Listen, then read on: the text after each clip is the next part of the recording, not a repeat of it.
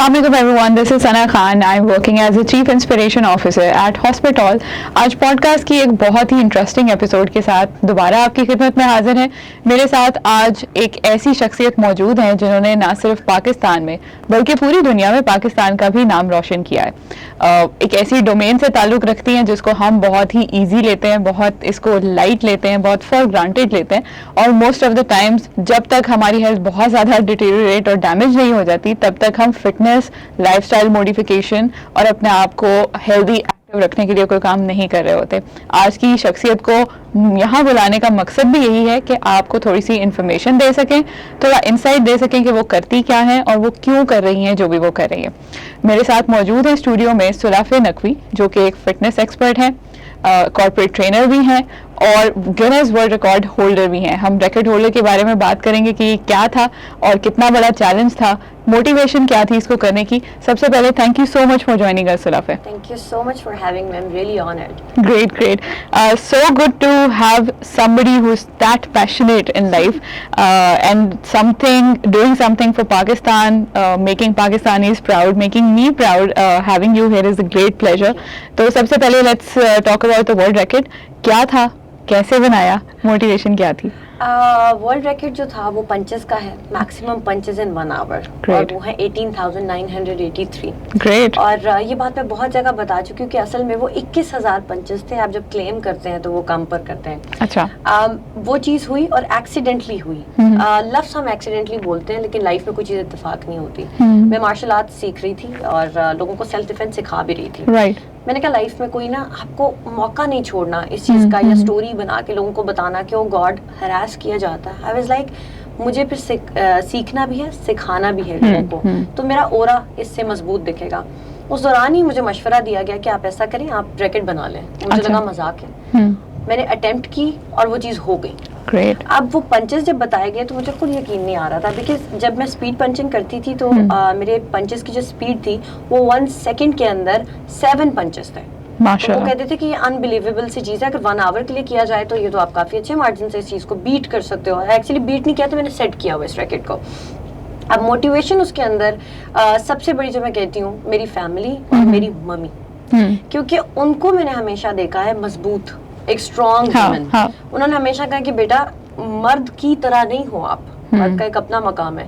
जब आप मजबूत औरत होते हो ना तो तब भी आप मजबूत एक औरत हो, तो आपने मजबूती के साथ जिंदगी के जो चैलेंजेस हैं उनको फेस करना है। तो मेरी इंस्पिरेशन भी मेरी मम्मी और मेरे मेंटोर डॉक्टर मोइज हुसैन, उन्होंने हमेशा मुझे बताया कि माइंड को कंट्रोल कैसे करना, अपने माइंड को। तो उस तरह हुआ ये। बिल्कुल ठीक है।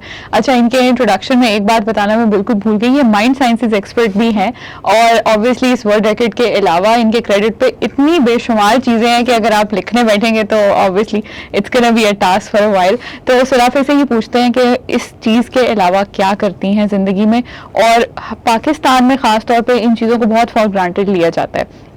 अवाम को, आम पब्लिक, जनरल पब्लिक को सेंसिटाइज करने के लिए ऑब्वियसली हमें बहुत काम करने की ज़रूरत है and I am really hoping कि इस पॉडकास्ट और इस प्लेटफॉर्म के थ्रू हम वो कर सकें। तो थोड़ा सा बताइए। है ये सवाल बहुत अच्छा है। मैंने देखा है वाकई एक चैलेंज है इस फील्ड के अंदर आना और लोगों को फील कराना कि रिलैक्स होना क्या होता है, बिकॉज हमारे यहाँ हर चीज़ नॉर्मल समझी जाती है। एंजाइटी हो रही है वो कहते हैं नॉर्मल है। हाँ, थोड़ी देर के लिए होना नॉर्मल है, लेकिन अगर वो आपकी लाइफ का हिस्सा बन चुकी है तो ये नॉर्मल नहीं है। राइट। तो हमें अवेयरनेस के लिए मेरा पहला काम है लोगों को एजुकेट कर सको कि आपके साथ क्या हो रहा है। हम अक्सर कहते हैं कि गुस्सा एक रूहानी बीमारी है। जैसे हमारे यहाँ नॉर्मल कहा जाता है गुस्सा तो आता है, गुस्सा तो इस चीज पर आना चाहिए था। मेरे मेंटोर सिखाते हैं कि गुस्सा आप दिखा लो, गुस्से में आओ नहीं, बिकॉज गुस्से में आओगे तो आपके एक सेल में गुस्सा चला जाएगा और आपकी एग्जिस्टेंस वो बन जाएगी। तो कहते हैं क्या तुम गुस्सा हो, तो वो चीज मत बनो।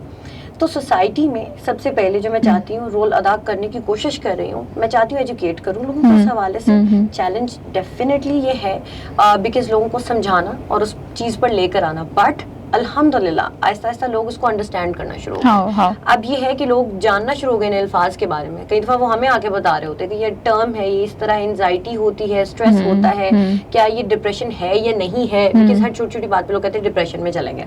तो वो तो जरा आगे की स्टेज होती है। तो अब लोग फौरन से उसको पकड़ लेते हैं और कहते हैं कि अब जो मुझे घबराहट हो रही है इसका मतलब ये नहीं होनी चाहिए। तो उनको मैं ये चीज़ सिखाती हूँ थ्रू योगा, हिप्नोसिस के जरिए, EFT थेरेपी के जरिए। हर जो हमारा क्लाइंट होता है उसकी एक जैसी एक सोल्यूशन नहीं होता एक जैसा। डेफिनेटली। तो हमें इसीलिए देखना पड़ता है कि ये किस कैटेगरी में फॉल करता है। अब हिप्नोसिस हर किसी पे नहीं होता, NLP हर किसी पे यूज नहीं करना, तो फिर मैं उसमें डिसाइड करती हूँ उसका जो कि तरीका, जिसे हम कहते हैं ना तरीका इलाज क्या होगा, तो मैं वो करती हूँ। अक्सर लोगों को सबसे पहले मैं कहती हूँ एक्सरसाइज करें। राइट। जब वो फिटनेस में आ जाते हैं तो एंडोर्फिन रिलीज होता है, तो मैं फिर पर्सनल ट्रेनिंग भी करवाती हूँ। बहुत सारे लोगों को गाइड करने के लिए मैं टैरो कार्ड रीडिंग भी करती हूँ। बिल्कुल एक गाइडलाइन होती है, प्रेडिक्शन नहीं होती। तो बिल्कुल गाइड के आपको ये करना है, आपका एक एनर्जी वर्क है। और बहुत सारे लोग जो कुछ नहीं कर पा रहे होते बिकॉज वो डिप्रेशन में है सालों से, तो उनको फिर हम कलर के जरिए, और जिसे हम कलर थेरेपी कहते हैं या क्रोमोथेरेपी भी कहा जाता है या क्रिस्टल थेरेपी कहा जाता है, उसके जरिए फिर मैं इनको हीलिंग सेशंस देती हूँ, रेकी के जरिए, या आपने क्रिस्टल्स रखती है उनकी बॉडी पे जो चक्रास होते हैं उस पर, तो उससे वो फिर रिलैक्स्ड फील करते हैं और ये चीज आहिस्ता आहिस्ता हील होना शुरू हो जाती है। Great, that's great. अच्छा, एक सवाल के जवाब में इतनी इन्फॉर्मेशन है, इसको प्रोसेस करने के लिए आपको भी मैं एक तरीका बता देती हूँ। उसका तरीका ये है कि इस वीडियो को यहाँ पे पॉज कीजिए और जितने वर्ड्स और जितनी टर्मिनोलॉजी इन्होंने इस्तेमाल किया उसको जरा जाके गूगल करें, उसको पढ़ें, उसके ऊपर लोगों का एक्सपर्ट ओपिनियन सुने। सुलाफे के बहुत सारे अपीयरेंसेस टीवी चैनल्स पे भी मौजूद हैं, उनको भी सर्च करें, उन्हें देखें, समझें और फिर यहाँ से वीडियो को रिज्यूम कीजिएगा। अच्छा सुलाफे, आपने कलर थेरेपी की बात की। कलर थेरेपी पे अभी रिसेंटली हम एक लाइव सेशन भी कर चुके हैं पेज पे। बहुत सारे लोगों का ये ख्याल है कि कलर थेरेपी एक सूडो साइंस है, उसको अगेन उसको बहुत लाइट लेते हैं, लेकिन ये मेरा मानना ये है कि ये चीजें इतनी इंपॉर्टेंट हैं, ये आपकी बेसिकली आपके पर्सोना का फाउंडेशन बिल्ड करती हैं, जिसकी बेस पे आप दुनिया में जाके miracles and wonders and everything that you can do. तो ये सूडो साइंस है या नहीं? Let's break the myth. हाँ, सबसे पहले एक चीज कहते हैं वाकई ये मिथ है कि ये सूडो साइंस है। कायनात में जो कुछ है वो मुझ में है, जो हम में है वही कायनात में आपको नजर आएगा। रिफ्लेक्शन है एक्चुअली एक दूसरे का। अब मेरे अंदर अगर रंग है तो कायनात में भी रंग है। बहुत सारे लोग अगर नहीं देख पा रहे, मैं एक मिसाल देती हूँ। मैं कहती हूँ जो देख सकता था उसने सांप के जहर से भी दवाई बना ली। अब वो एक चीज आप कहते हो वो तो जहर है, वो तो मार देगा। एक पर्सपेक्टिव में वो जहर है, वो सच है, लेकिन एक पर्सपेक्टिव में वो इलाज भी है। ब्यूटीफुल। तो अब अगर सांप का जहर आप एक साइड पे कह रहे हैं कि उसको मेडिसिन बना दिया गया, तो रंगों से इलाज क्यों नहीं हो सकता? बिकॉज मेरे अंदर 7 कलर्स मौजूद हैं, और वो फिर अगर किसी वजह से उसकी फ्रीक्वेंसी कम हो जाएगी तो बाहर से एक स्टिमुलस या कोई चीज चाहिए होगी, एक्सटर्नल सोर्स मुझे चाहिए होगा जिससे मैं खुद को हील करूं। मिसाल के तौर पे अगर मुझे भूख लगती है तो वो मैं खुद से सेल्फ हीलिंग करके और ब्रीदिंग करके भूख नहीं सही कर सकती, मुझे एक्सटर्नल सोर्स से एक चीज चाहिए खाने के लिए, सेटिस्फैक्शन के लिए। इसी तरह अगर आपके रंगों में कोई प्रॉब्लम आए, इम्बैलेंस आ गया आपकी पर्सनैलिटी में, जो कि आपका ओरा बनाता है, जिसे हम बायोप्लाज्मिक फील्ड भी कहते हैं, तो वो अगर उसमें प्रॉब्लम आया तो आप किस तरह हील करोगे उसको? एक्सटर्नल सोर्स से, बाहर से रंग लेकर। चाहे आप चार्ट पेपर देख लो, चाहे पेंटिंग देख लो, चक्रास के कलर्स हैं उसको देख लें, लेकिन आपको पता हो कि किस जगह पर इम्बैलेंस है, हो गया है बॉडी में, या आप 7 कलर्स पर ही फोकस करें। क्रिस्टल के जरिए भी कर सकते हैं, कलर्स के जरिए भी कर सकते हैं, पेंटिंग्स को देखकर भी कर सकते हैं, और सबसे बड़ी बात, थॉट्स बिकम थिंग्स। जो आप सोचते हैं वो आप बनते हैं। आप सिर्फ इमेजिन भी कर रहे हो, आपका दिमाग काम करेगा, आप चीजें मैनिफेस्ट करना शुरू करेंगे। बिल्कुल, एग्जैक्टली। अच्छा, ये माइंड ओवर मैटर के ऊपर तो अलग से हम पूरा एक सेशन प्लान कर सकते हैं, and we will do that definitely इंशाल्लाह। अभी हम जिन चीजों की बात कर रहे हैं और जिन हीलिंग्स की बात कर रहे हैं, you as a professional when you are talking to people, interacting with your client and patient, आप अपनी पॉजिटिव एनर्जी उनको दे रहे होते हैं। उसके रिजल्ट में आपकी अपनी एनर्जी भी डिप्लीट हो जाती है। What do you do to replenish that? ये सबसे इम्पोर्टेंट पॉइंट है जो कभी कोई नहीं सोचता। Everybody is like कि अच्छा हमें हील कर दिया, we are feeling good, और अब बस good to go। हाँ। अब उसके बाद जो आपने एनर्जी पास ऑन की, अब जाहिर है आप पर असर आएगा, क्योंकि ये एनर्जी वर्क है, हम सब एनर्जी हैं, हम उसी तरह से ही काम कर रहे हैं। उसके लिए सबसे बड़ी टिप जो मेरे मेंटोर देते होते हैं, अब कहीं भी आपका एक्सपोजर बहुत ज्यादा, जैसे आपने टीवी चैनल्स की मेरे बात की, अब मेरा बहुत ज्यादा वहाँ आना जाना है, अब एक्सपोजर वाली लाइफ है, उसमें क्या होगा? नेगेटिव एनर्जी भी आएगी। हाँ, बिल्कुल। आपकी एनर्जी ड्रेन भी होगी। बहुत सारे लोग साइकिक अटैक भी आप पर करते हैं, यानी कि आपकी एनर्जी को ड्रेन कर लेते हैं, इसलिए कहते हैं डिस्टेंस रखें। इंटरेस्टिंग। ये सारे केसेस आपके साथ है, ये डॉक्टर है कोई और वो बहुत सारे पेशेंट्स को देख रहा है, उसके बाद थक गया, क्या करना चाहिए? आप जब शावर लेंगे तो आपने सॉल्ट वाटर यूज करना है और उसको अपने ऊपर गिरा लेना है, क्राउन से जरूर आपने अपने ऊपर इसको गिराना और बाद में क्लेंस कर लेना है। मैं अक्सर लोगों को कहती हूँ कि नमक वाला नहीं होके आ जाना, बाद में पानी गिराना अपने आप पे। अक्सर लोग कहते हैं अच्छा बस आ जाए, मैंने कहा नहीं, उसके बाद आप शावर जरूर ले, रिंस करें खुद को, तो उससे ये होगा कि नमक नेगेटिविटी को तोड़ता है। राइट। तो अब ये हुआ कि जो आपकी एनर्जी चली गई वो नेगेटिविटी से थी या किसी भी वजह से थी, वो एनर्जी एक तो वापस आएगी आपकी, और दूसरा ये सबसे बड़ी चीज, आप ब्रीदिंग करना शुरू करें रात को सोने से पहले या सुबह उठ के। डीप ब्रीदिंग, इनहेल करें from your nose and exhale through your mouth. उससे ये होता है कि आप देखोगे कि आपका एंडोर्फिन रिलीज होना शुरू हो जाएगा, जैसे हम कहते हैं ना मेडिटेट कर रहा है। तो अगर आपको शुरू में मेडिटेशन नहीं भी करनी आती, 2-3 मिनट आप अपने लिए निकालें, आप ब्रीदिंग एक्सरसाइज कर रहे हैं तो आपकी मेंटल स्टेट चेंज होना शुरू हो जाएगी और वो जो एनर्जी थी वो रिवाइटलाइज होना शुरू हो जाएगी। बिल्कुल ठीक है, सही है। अच्छा, 2 पॉइंट्स है इसके अंदर। एक तो इन्होंने ब्रीदिंग की बात की, मैं यहाँ पे सिर्फ एक कीवर्ड इसके साथ ऐड कर लेती हूँ कि ब्रीदिंग तो हम हर वक्त कर रहे हैं, जाहिर बात है, ब्रीदिंग नहीं करेंगे तो वी विल बी डेड, लेकिन कॉन्शियस ब्रीदिंग की ये बात कर रही हैं। और मुझ समेत हम में से 90% लोगों का लाइफस्टाइल यही है कि सोने से 1 सेकंड पहले तक हम फोन देख रहे होते हैं या नेटफ्लिक्सिंग कर रहे होते हैं और वो करते करते हम सो जाते हैं। तो थोड़ा सा टाइम अपने लिए जरूर निकालना चाहिए। मैं ये अपने आप को भी कह रही हूँ कि मैं निकालूंगी because that's what I do as well. लेकिन मेरा ख्याल है कि हेल्दी लाइफस्टाइल को मेंटेन करने के लिए सबसे पहला यूनिट ही यही है कि आप कॉन्शियस लिविंग और कॉन्शियस ब्रीदिंग और ये सारी चीजें करें। दूसरी बात, पाकिस्तान में एक बहुत लोग या तो बिल्कुल इग्नोरेंट होते हैं किसी चीज को लेके, मुझ समेत, ये ना हो कि कोई पर्सनल ले ले, मुझ समेत लोग बहुत या तो इग्नोरेंट होते हैं या फिर वो एकदम बहुत कॉन्शियस हो जाते हैं, they pick up every nitty-gritty of the detail. तो आपने जैसे ये बात की कि जी वो सॉल्ट वाटर से बात ले सकते हैं, यहाँ पे यकीनन कमेंट्स में लोग पूछेंगे कि नमक कौन सा होना चाहिए, सादा होना चाहिए, आयोडीन मिला होना चाहिए, हिमालयन होना चाहिए, तो वो भी बता दें। आम नमक जो आपको आपके किचन में मिलता है, अब अक्सर लोग मुझे कहते हैं वो जो बाथ सॉल्ट होते हैं, नहीं, जो आम नमक आपको मिलेगा वो घर में आप कोई भी यूज कर रहे हैं, आपने सिर्फ एक चुटकी लेना है। ये भी हम क्लियर करते हैं कि एक चुटकी लेना है, ये ना हो कि वो ऐसे हाथ भरा और मुट्ठी भर के और फिर अपने आप को नमक वाला कर लिया, ऐसा नहीं करना। सिर्फ कोई भी चीज जो टेक्निक हम बताते हैं, चाहे माइंड साइंसेज में या होलिस्टिक हीलिंग हम इसको बोलते हैं, आप उसमें कर रहे हो तो चीज थोड़ी सी ही चाहिए होती है, वो लेस इज मोर, काफी होगा डेफिनेटली। तो और दूसरा इसमें नियत बहुत इंपॉर्टेंट है। आपको माइंड साइंसेज ये सिखाती है कि नियत बहुत इंपॉर्टेंट, नियत की है कि ये चीज कर रहे हैं तो वो चीज हो जाएगी।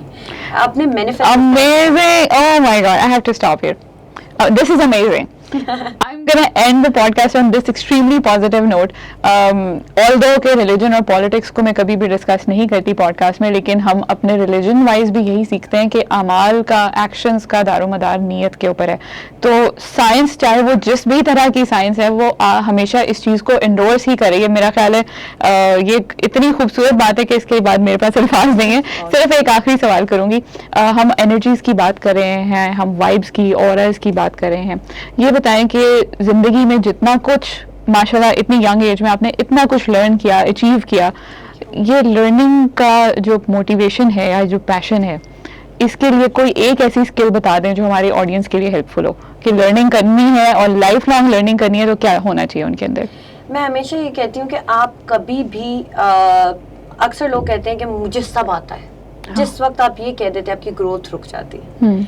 आप कहें कि ग्लास शुड बी एम्प्टी, हमेशा ग्लास खाली होना चाहिए कि जिसके अंदर हमेशा कुछ ना कुछ जा सके। बिल्कुल। तो इल्म भी वही चीज है, आप जितना इल्म हासिल करेंगे, चाहे आप कोई आर्टिकल ही पढ़ रहे हैं, आपको एहसास होगा कि मुझे इससे पहले चीज का नहीं पता था। इट मीन्स कुछ ना कुछ कम था, तो वो सारी लाइफ आपका प्रोसेस रहेगा। मेरा भी अगर पर्सनल ओपिनियन आप पूछे तो वो यही है कि मैं फिटनेस में हूँ, मैं अपनी किसी भी फील्ड में हूँ, मुझे आदत है पढ़ने की, बिकॉज मुझे पता है कि इतना कुछ दुनिया में हो रहा है, इतनी रिसर्च है जो बार बार चेंज होती है। अगर मैं खुद को अपग्रेड ना करूँ तो मैं तो पीछे रह जाऊंगी। बिल्कुल। तो इसीलिए मुझे उसको सीखना है। तो आपकी कोई भी फील्ड हो, उसके हवाले से पढ़ें, उसको जानें, फिर उसको काउंटर भी करें कि ये क्यों है। मैं हमेशा कहती हूँ रीजन जानने की कोशिश करें, सिर्फ ये नहीं जो सामने लिखा पड़ा हो कि यही होगा, आपने उसका रीजन भी देखना क्या हो सकता है, उसको सोचें। सो वो आपको एक चीज को फरोग देगा कि आप और ज्यादा, आपका दिल करेगा कि ये जो इल्म की प्यास है ना, एक दफा आपके अंदर आ गई ना, तो उसके बाद आपको कोई भी कहेगा कि अच्छा रोक दो, काफी है, तुम तो बहुत बड़े वापस नहीं जा सकते, आपको आई नो नथिंग। तो आपने इस स्टेज पर आना है कि जहाँ आई नो नथिंग। एग्जैक्टली।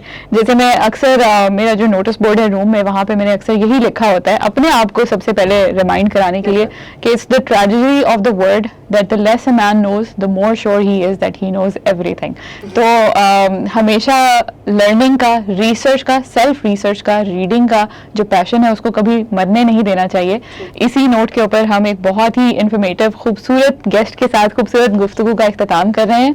आपको इस पूरे डिस्कशन में जो भी चीज़ अच्छी लगी अपने की टेकअवेज को लिखिए कमेंट में, हमें ज़रूर बताइए कि आपने नया क्या सीखा। अगर आपको किसी भी जार्गन की समझ नहीं आई, do feel free to comment and we'll reply. लेकिन self research is the well done part, वो आप खुद करेंगे। जो भी चीज़ समझ नहीं आई उसके बारे में जानिए, सीखिए। सुलाफे का काम ज़रूर फॉलो कीजिए because she is one of the best people when it comes to fitness trainings. एक और इंटरेस्टिंग पॉडकास्ट के साथ दोबारा हाजिर होंगी। खुश रहिए, अपने इर्द गिर्द के लोगों का ख्याल रखिए। अल्लाह हाफिज़।